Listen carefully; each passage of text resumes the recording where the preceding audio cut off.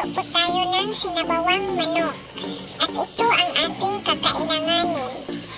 Ahos o bawang, sibuyas, bombay, sibuyas dahunan 3 peraso, at isang bell pepper. At mayroon din tayong siling espada. At ang ating manok, siya ang starring sa ating pagluluto. Sayote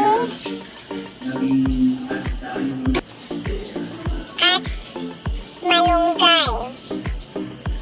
Sinama na natin ang dahon ng sibuyas. Umpisahan na natin ang pagluto. So ito ang ating gagamiting kaldero. Una, lagyan natin ng kaunting oil.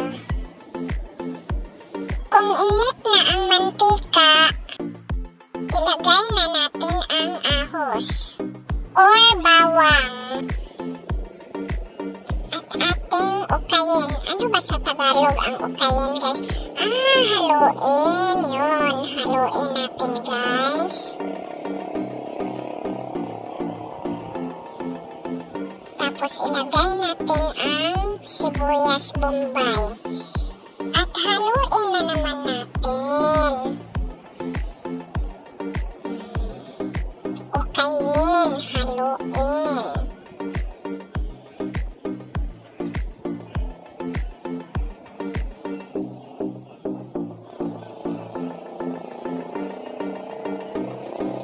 Pagkatapos, ilagay natin ang 3 peraso ng sibuyas dahunan. Punuan na na, guys, ha, punuan. At ang ating manok. Halo-halo, halo-halo, guys.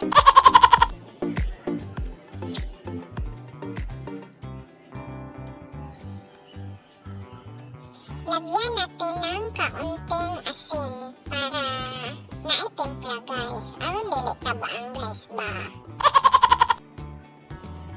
Then lagyan natin ng patis para hindi mamutla ang ating sabaw. Kay basin murag makuyawan.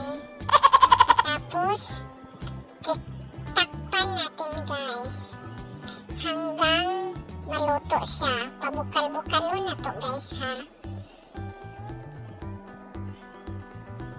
Unya, butangan na to og isang basong tubig. So lagyan natin ng isang basong tubig para makaluto sa ato ang manok, guys.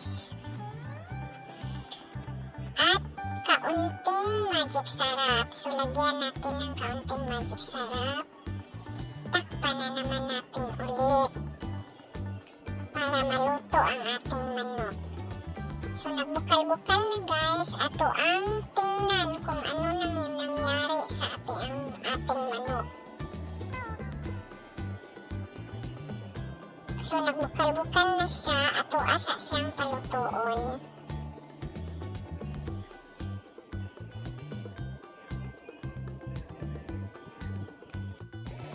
Tingnan natin ulit.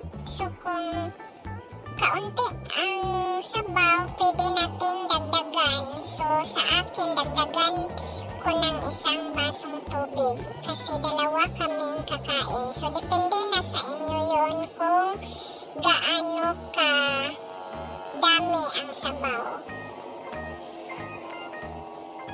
So after 15 minutes, tingnan natin, i-check natin kung malambot na ba ang ating manok.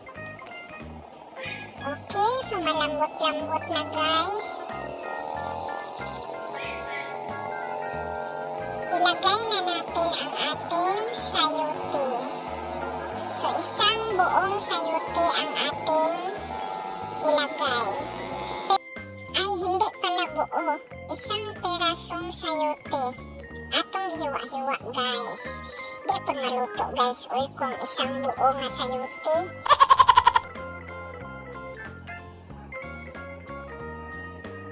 So ilagay na na din natin yung bell pepper para muhumot, para mabango.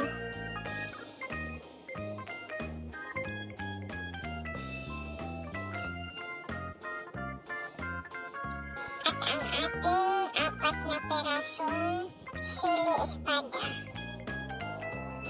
So tingnan nyo guys, colorful na ang ating sabang manok. Hintayin na lang natin guys na maluto yung sayote.